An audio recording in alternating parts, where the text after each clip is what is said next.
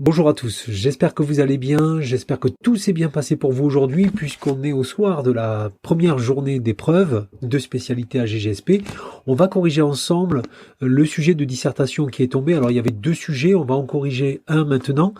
Vous me l'avez demandé, donc on le fait un peu à chaud comme ça, donc je vous promets pas un montage du tonnerre, mais juste quelques jalons histoire de vous rassurer un petit peu ou pas sur ce que vous avez fait, ça dépend. On y va sur le sujet. Donc le premier sujet, les États-Unis et l'environnement à différentes échelles. Alors c'est marrant que ce sujet soit tombé puisque vous aviez été nombreux dans ma vidéo de préparation.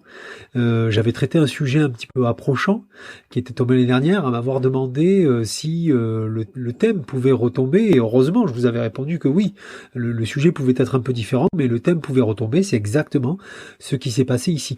Alors c'est vrai qu'au demeurant c'est un sujet sur lequel il faut quand même réfléchir, il paraît extrêmement descriptif mais on va voir qu'il est finalement d'une structure assez simple. Les États-Unis et l'environnement à différentes échelles. Après avoir fait vos petits questionnements intermédiaires, vous avez mis votre problématique sur votre copie. N'hésitez pas d'ailleurs en commentaire à échanger sur vos problématiques. Je vais donner la mienne.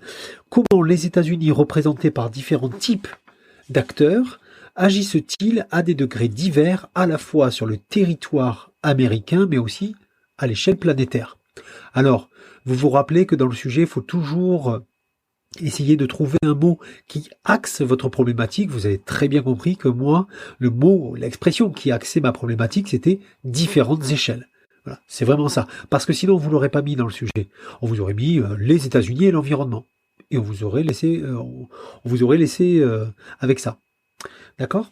Donc, ici, finalement, on a un plan assez simple par type d'échelle. Ce qui correspond très bien à une démarche d'ailleurs géographique. Donc je me suis noté tout ça.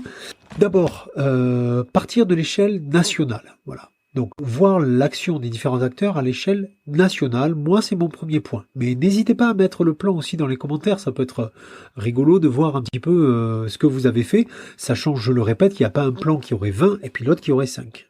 Attention à ça. Donc partir bien sûr du 19e siècle, partir de la wilderness, partir de cette idée finalement de nature mythifiée, en lien d'ailleurs avec le mythe de la destinée manifeste, et qui suscite des mesures de protection très très tôt, puisqu'on rappelle que le parc de Yellowstone est créé à partir de 1872. Ce qui montre bien un premier acteur là, c'est l'État fédéral. L'État fédéral, les parcs nationaux sont créés, enfin le statut de parc national est créé en 1916. Donc on voit bien que très précocement, il y a quand même des actions de protection de la nature.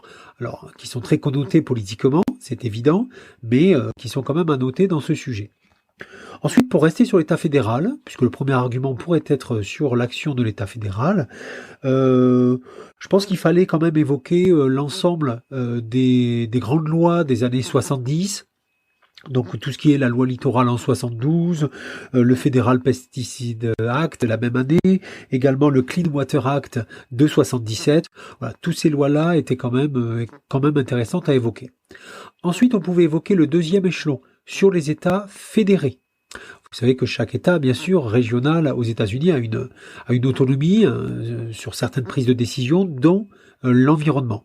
Donc vous avez des États qui vont freiner vraiment sur des décisions environnementales et puis des États qui vont être à la pointe. On peut citer par exemple la Californie ou plus récemment l'État de New York.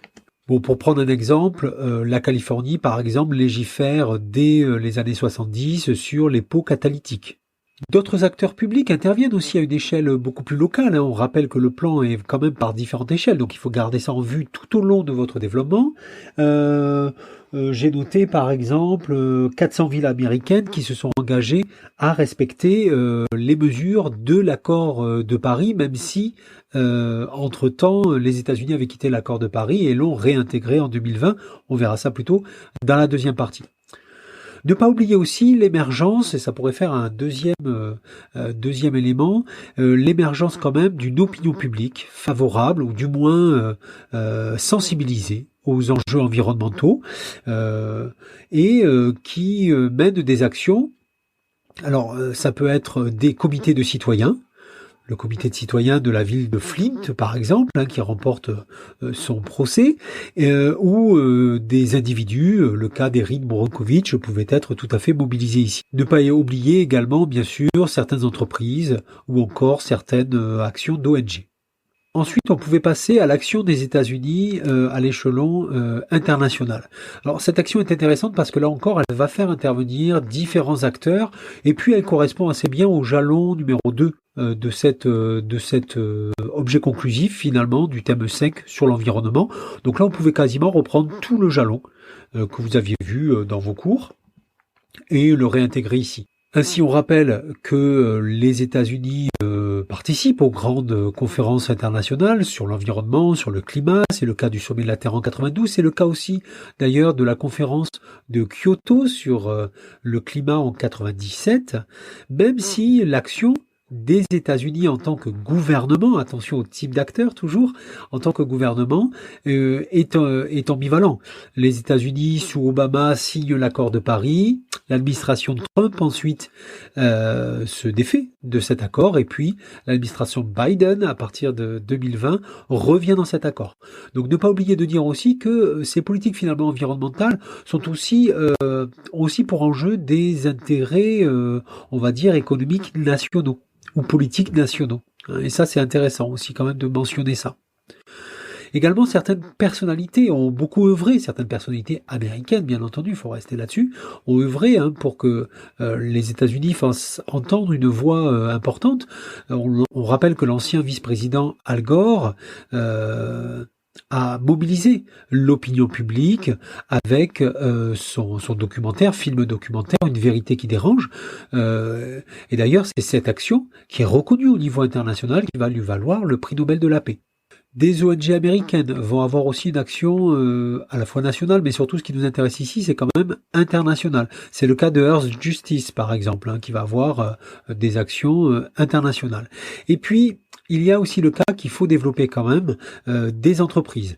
Alors, les entreprises, effectivement, américaines ou états-uniennes peuvent avoir des volontés finalement de répondre à ces enjeux environnementaux, même si pour une partie d'entre elles en tout cas, elles vont être parfois accusées de greenwashing, c'est-à-dire d'avoir une communication qui va mettre en avant des intérêts environnementaux alors que la réalité de l'action est moindre. Voilà, bon, vous l'avez compris, c'était un peu une vidéo à chaud, comme ça, de mes impressions par rapport au sujet. J'espère qu'elle vous a été utile. N'hésitez pas à laisser des commentaires et on se retrouve très bientôt pour une nouvelle vidéo.